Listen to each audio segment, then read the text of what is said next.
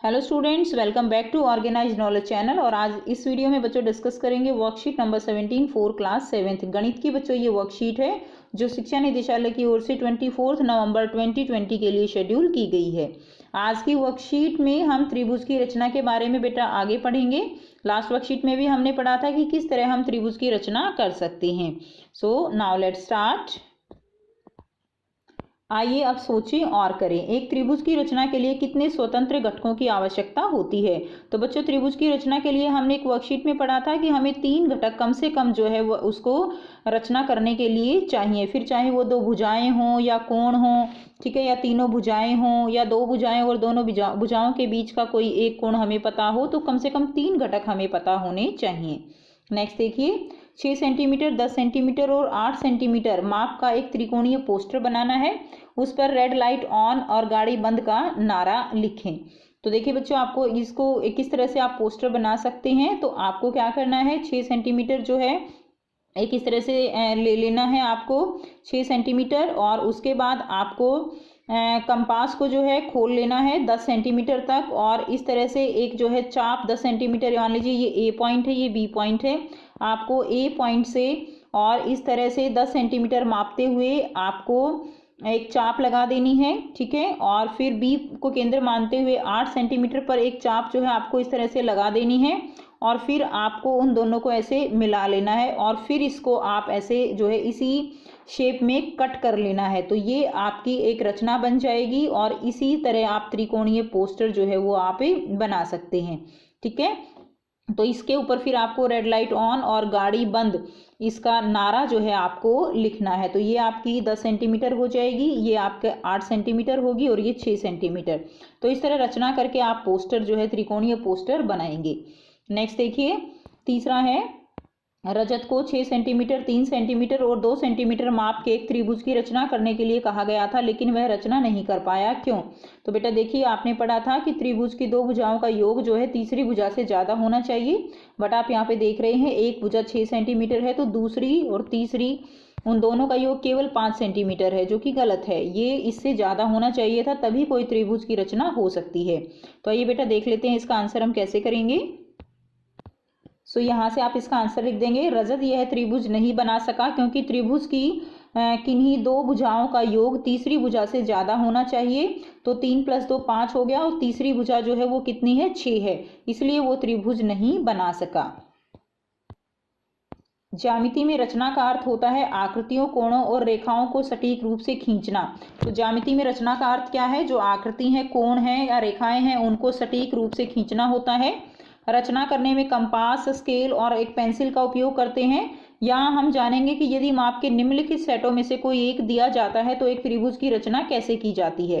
अगर 3 भुजाएं दी गई हैं तो हम त्रिभुज की रचना कर सकते हैं। अगर हमें 2 भुजाएं और दोनों भुजाओं के बीच का एक कोण दिया गया है तो भी कर सकते हैं। 2 कोण और 2 कोणों के बीच की एक भुजा दी गई है तो भी, और एक समकोण त्रिभुज में कर्ण और भुजा दी गई है तो भी हम एक त्रिभुज की रचना कर सकते हैं। पिछली वर्कशीट में हमने पढ़ा बेटा कि त्रिभुज की रचना के लिए हमें पहले एक रफ स्केच जो है वो बना लेना चाहिए। तो आइए अब हम इन उदाहरणों के द्वारा त्रिभुज की रचना के चरणों को समझेंगे। तो एक त्रिभुज की रचना करनी है जब आपको 2 कोण दिए गए हैं और इन कोणों के बीच की एक भुजा की लंबाई दी गई हो। तो बेटा आपको एक XYZ रचना करनी है जिसमें XY दिया गया है 6 सेंटीमीटर, आपको कोण X दिया गया है 30 और कोण Y दिया गया है 100। तो आपको ये रचना करनी है, तो इसको हम करते हैं। देखिए आपको क्या करना है, आप बेटा स्केल और कंपास से करेंगे, प्रकार से करेंगे, मैं आपको ऐसे ही बता रही हूँ। रचना आपको अपने जो है कॉपी पे साथ साथ करनी है। तो आप क्या करेंगे, XY जो है एक इस तरह से रेखा ले लेंगे 6 सेंटीमीटर, ठीक है। आप भुजा की लंबाई आपने 6 सेंटीमीटर ले ली। अब आप X देखिए कोण दिया गया है 30 डिग्री का। आप D या प्रकार की सहायता से जैसा आपको ठीक लगे उसी के अनुसार आप D की हेल्प से जो है 30 डिग्री का कोण जो है यहाँ पे X पे एक 30 डिग्री का कोण यहाँ पे बना देंगे। अब देखिए Y पे कोण दिया गया है 100 डिग्री का, तो इस तरह से आप यहाँ से एक कोण बना देंगे 100 डिग्री का, ठीक है। तो ये कोण होगा आपका 100 डिग्री का। इन दोनों को आगे बढ़ाते हुए मिला देंगे, और ये जो पॉइंट होगा ये Z होगा।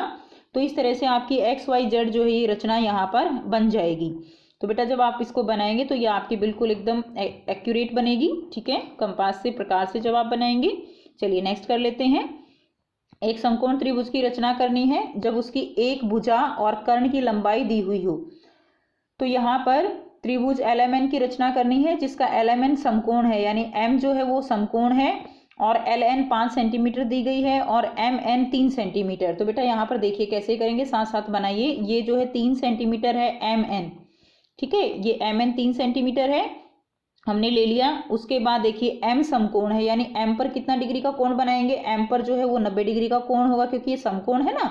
अब देखिए LN 5 सेंटीमीटर है, तो आपको क्या करना है, आप प्रकार को 5 सेंटीमीटर तक स्केल पे रख के खोल लीजिए। N को केंद्र मानते हुए एक यहाँ पर 5 सेंटीमीटर खोल के और ऐसे जो है एक चाप लगा दीजिए।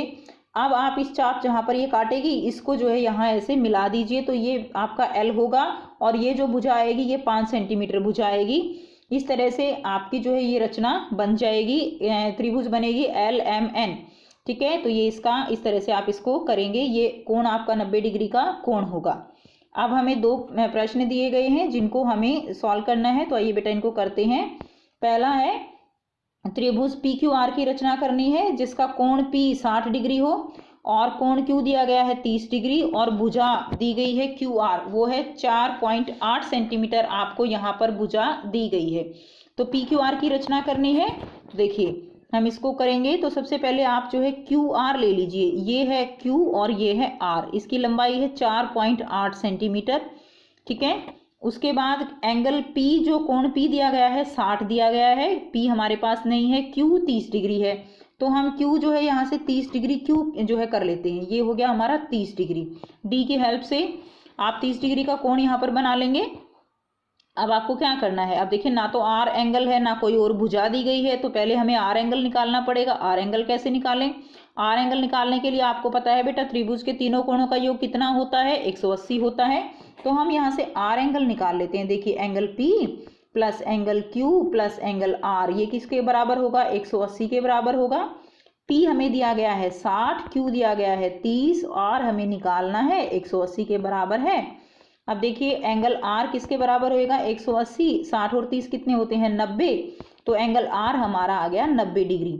अब R हमारा 90 डिग्री है ना, तो R जो है हम क्या करेंगे, यहाँ पे एक सीधा 90 डिग्री हम यहाँ पे बना देंगे और बेटा आप इसको आगे बढ़ाएंगे, ठीक है ना, यहाँ पे स्पेस नहीं है, तो आप जो है इसको आगे बढ़ाएंगे, 90 डिग्री का होगा और यह P पॉइंट होगा। कौन सा पॉइंट होगा, जब ये मिलेंगे P, और ये जो एंगल होगा, ये कोण होगा, जब आप मापेंगे तो ये 60 डिग्री का मिलेगा आपको, ठीक है।